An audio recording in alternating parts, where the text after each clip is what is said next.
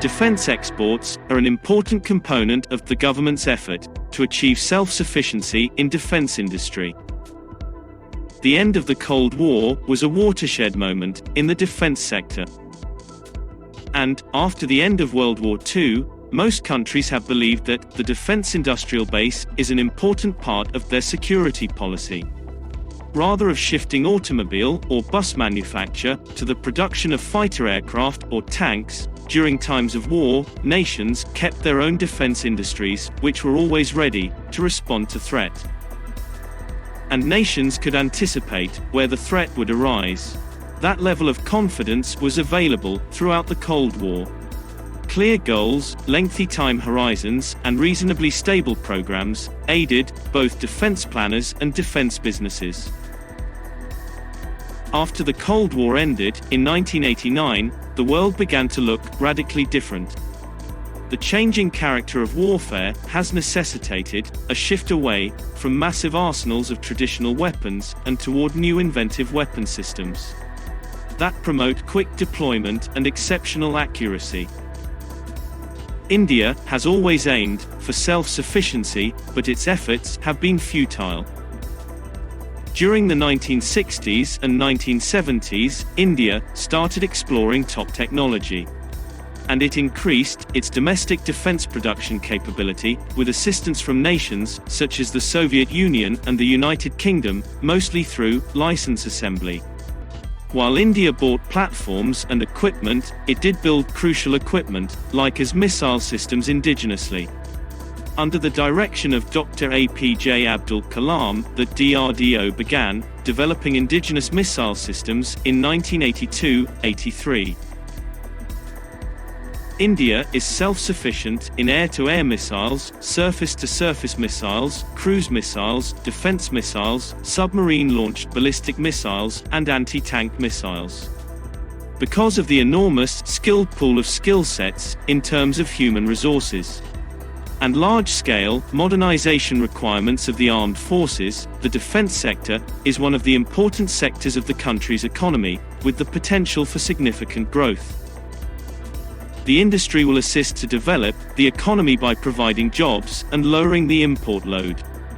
Importing arms and equipment does not help to enhance the indigenous defense industry base. Notwithstanding the much hyped transfers of technology, license manufacture, and so on as part of import deals.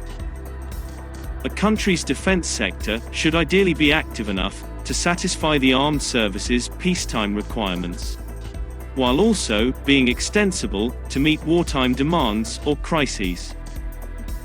A defense system that only relies on imported guns and equipment will not be flexible in dealing with such occurrences, but will instead be a barrier in dealing with unanticipated and unpredictable scenarios. For example, India suffers a shortage of replacement parts for Russian military equipment, notably the Sukhoi Su-30 fighter aircraft manufactured under license by HAL. Furthermore, the import of arms and equipment supply does not transfer technology, even though there is a contractual requirement to transmit technology. The seller does not convey the capacity to upgrade the technology when the need arises. India needs a dedicated defense export department. The United States, the world's largest arms exporter, maintains a Bureau of Political Military Affairs, in charge of maintaining defense exports. Israel, the world's 8th largest defense exporter, has a specific defense exporting organization named SIBAT under its defense ministry. While UK has Defence and Security Exports, which is a weapons export agency that works closely with industry and government agencies, such as the Ministry of Defence, the Home Office, and the Export Control Joint Unit. Rosaboron Export is Russia's sole state export and import intermediary agency for the entire range of defense-related and dual-use products, technologies, and services. But India's MOD, so far, has no such dedicated agency to drive exports. Exports are left to individual corporations, like BrahMos, or the Defence Public Shipyards and Undertakings. Private sector defense enterprises in India are mostly on their own. Bharat Electronics Limited received a $30 million deal from Armenia in March 2020 to sell 4 Swathi weapon locating radars. For every success story, like the BrahMos, there are also plenty of others, where Indian businesses were conspicuously absent. The Ministry of Defense set a target of $5 billion in defense exports by 2024 in 2020. But, to meet this goal, defense exports must increase by more than 40% through 2024.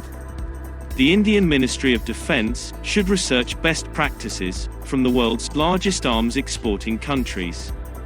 These nations have sold billions of dollars of arms to India, enriching their own R&D base, creating employment in the high-tech defense industry and gaining diplomatic influence for the governments. As a result, it would be prudent for India to establish a centralized agency or department comprised of representatives from business partners and users. They can assist in identifying areas where Indian developed systems have both technological and operational dominance. For this, India need a capable agency.